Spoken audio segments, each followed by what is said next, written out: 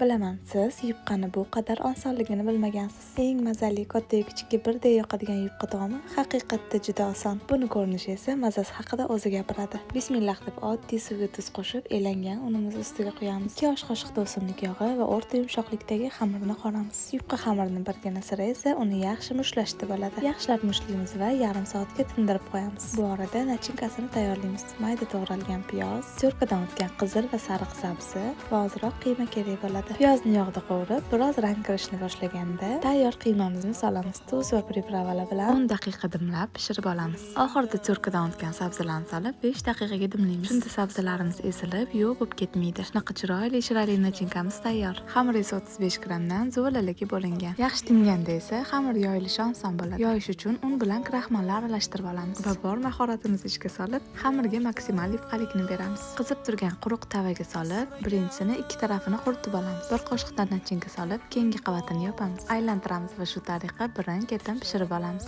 E'tibor bering, nachinkani pishgan tarafiga suramiz. Hammasini pishirib olgach, o'z issiqligida yumshashi uchun biroz dimlab qo'yamiz va xuddi shu ko'rinishda birin-ketin taxlab olamiz. Bu taomni Ramazon menyusiga albatta qo'shing. Siz toliqib qolmasligingizga ishonaman. Taomingiz ibodatingizga quvvat bo'lsin. Yoqimli ishtaha.